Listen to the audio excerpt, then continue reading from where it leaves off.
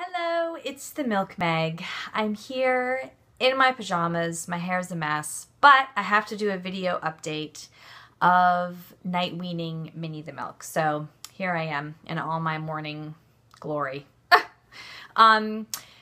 So the last video I was talking about how I would be going through No Booby Till the Sun Comes Up and talking about it with Minnie the Milk.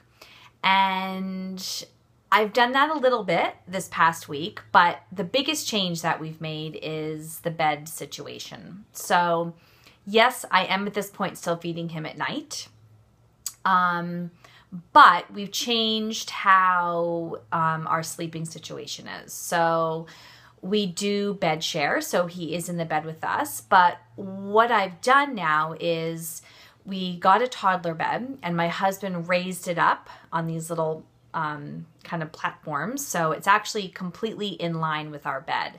So this way we can start to transition him out into his own bed, which will help in the whole night weaning process. So what I'll do is I'll go and show you kind of how that all looks so you can get an idea.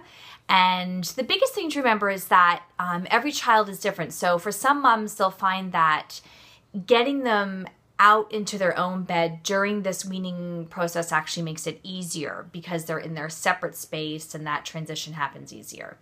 For others, they find that keeping them in the bed with them makes it easier. So you'll just have to experiment and see what works best for you. Try doing it with them still in their bed. If that's not working well, see if you can transition them out of the bed. Just put the bed right next to yours, either on the floor. So I know people who have put both their mattress and their baby's mattress on the floor or toddler's mattress on the floor.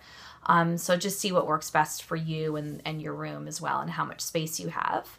But the other thing that you can try is to actually put their bed, if you have a partner who's there to help, you can put their bed on their side. So rather than your toddler being right next to you, they actually wake up and they're next to your partner. So that way, if possible, your partner can help a bit more. And for some people, that actually works better. So for my middle boy, that was what really helped, is that if he woke up in his little toddler bed, instead of me being right there, my husband was there. So he could go, it's okay, you know, no booby till the sun comes up, and kind of shush him back to sleep. And that worked really well. So that's another thing you can try with kind of changing the sleeping situation and the beds and how everything is set up. I'm back. So here behind me you can see what we've done, where Minnie the Milk's bed, his little toddler bed, is just raised up so it's right at the level of our bed. So this way, when he wakes up, I'm right there. He's still in his own space. If I do breastfeed him, I can put him straight back into his own bed, and that transition's really easy and gentle, and I can actually feed him with him being on his mattress and I'm on my mattress.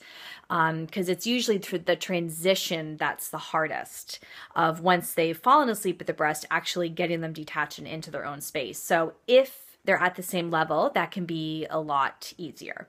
So this is pretty much just what that looks like. Okay, I'm back in my office now. So that's the second step for us, is changing how our bed setup is. So it's going to be me this week, I think, really talking about Minnie the Milk more, like as I was saying in my first video of No Booby Till the Sun Comes Up, and then also having his own little bed that's in line with our bed, so it's easier to do that transition. So hopefully these two things together will help this night weaning process go a bit smoother and be really gentle and easier for him and for me.